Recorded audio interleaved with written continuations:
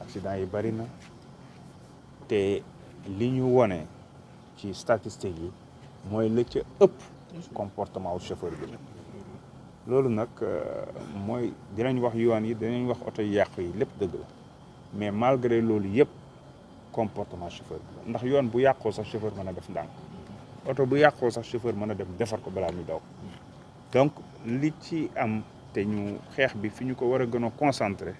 mooy naka la ñuy fexe ba suñu ay chauffeur am prise de conscience boo xam ne dinañu xam ne yabuñu ay weñ yabuñu ay briques yabuñu dara lu dul ay bakkan ay doomu aadama ay soutien de famille ay jëkkër ay yaay ay doom donc ñu mën a def ndànk ci yoon bi sànq bi ñuy ñëw ci anam yi nga xam ne moom la accident bi amee nga xam ne chauffeuru camion bi da doon doublé ci lu jaarul yoon ba jàkkaarloog minibus bi mbëkk ko ba moom mu terminer course am ci garab gi nga xam ne ci études yi wane na ne oto boo xamante ni dafa def choc dal ci garab wala ci leneen daanaka charge bi nga xam ne ki ci kanam dina ko jot dina tolloog 3 tonnes kooku mënu ci survivre moo tax ngeen gis chauffeur bi sur le coup le décédé mais bi ñuy ñëw on a failli assister ci même type d' accident à moins d'1 kilomètre ou de 2 kilomètres ci lieu accident bi beneen chauffeuru camion bu def exactement la même chose de justesse la éviter oto bi nekkoon ci kanamam ci saa si laa woote ne nañu ko arrêté fu montage yi ci yoon nañ fexe ba bloqué ko arrêté ko jël permis bi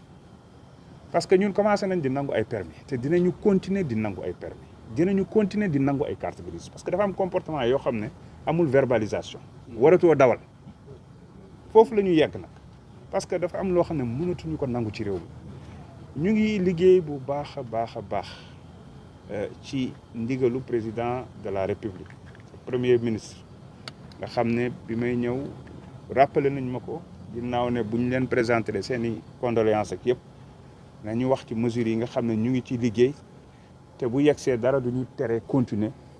parce que yàgg nañu wax ne mesures yaa ngi fi mais état amul courage def ko moo xamal leen nag ñun am nañ courage bi te dara du ñu reculer loo dara ba dara booloo parce que dafa am loo xam ne mënatul wéy ci réew centre de contrôle technique yi ñu ngi koy déployer dootuñu tolérer yenn manquement yi centre de passage d' examen yi pareil nit ki nan lay amee permis code de la route bu bees dinañ ko dérouler ma wax leen ne permis à point bi dinañ ko appliquer parce que nag dafa am loo xam ne mënatul wéy ci réew mi te loolu yëpp nag di ngeen ko gis ci fan yi di ñëw ak séminaire yi ak réunion interministérielle sur la sécurité routière ak li nga xamante ne nii mooy états généraux yi nga xam ne dina am ci mois de septembre. Le permis à point sera appliqué.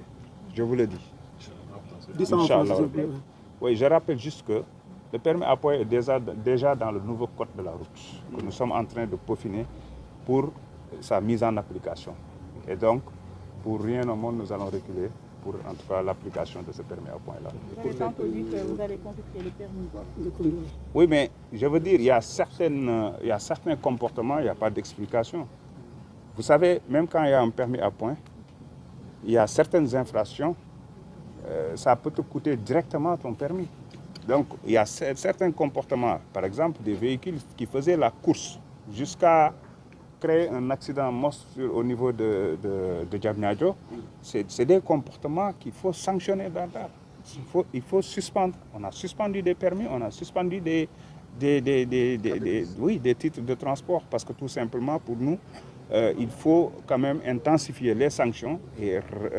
appeler ces fauteurs de troubles-là à la raison. D'accord. Ci wolof ban mu ñëwaat ci prise en charge blessé yi fii ci hôpital bi. waaw comme ni ngeen ko xamee fii ci hôpital bi wax dëgg yàlla bi ñu ñëwee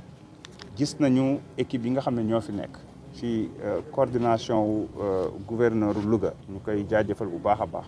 mu ànd ceeg sapeur yi ànd ceeg waa hôpital bi ànd ceeg gendarmerie police procureur service yi nga xam ne ñoo nekk au niveau de la région de Louga yëpp ñu def ci liggéey bu mucc ayib ndax xam ngeen accident bu amee dispositif bi ñuy déployé mooy limiter les dégâts comme ni ñu koy waxee te yaakaar naa ne def nañ ci liggéey bu am solo seetlu nañ ne nag liggéey bi dina am ay jafe-jafe yi nga xam ne du ci seen coobare ñoom ndax ay moyens yu manqué la dinañ ci waxtaan ak suñu naataango bi di ministre de la santé mooy lu jëm ci wàllum scanner bi mooy lu jëm ci wàllum service d'urgence bi nga xam ne nee nañu ma daanaka 2019 ba léegi dafa tëw a yegg waaye tamit lépp loo xam ne mooy soxla bi nga xamante ne ni am nañ ko ñoom fii pour di mën a rendre le service qu'il faut aux patients dinañ ci waxtaan ak suñu naataango bi. lu jëm ci wàllum yoon bi wax nañ ko yoon yi dëgg la yoon wi xat na comme ni ngeen ko xamee comme ni tamit yoonu Kaolack Tamba mel moo tax ñi nekk di liggéey ak suñu ay équipe pour xool naka la ñu koy defee ñaari yoon maanaam dédoubler ko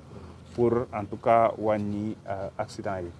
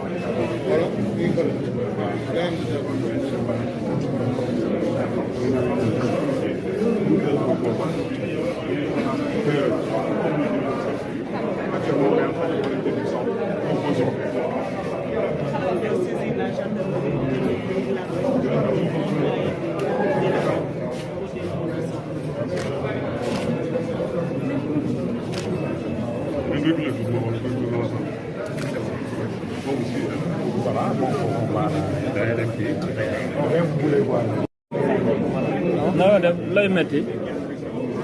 ah lu lay metti Adja waa ñooñu kilifa yi ne dañ la seet dégg nga voilà dañ lay seet si xool naka nga def waaw bu ñëw rek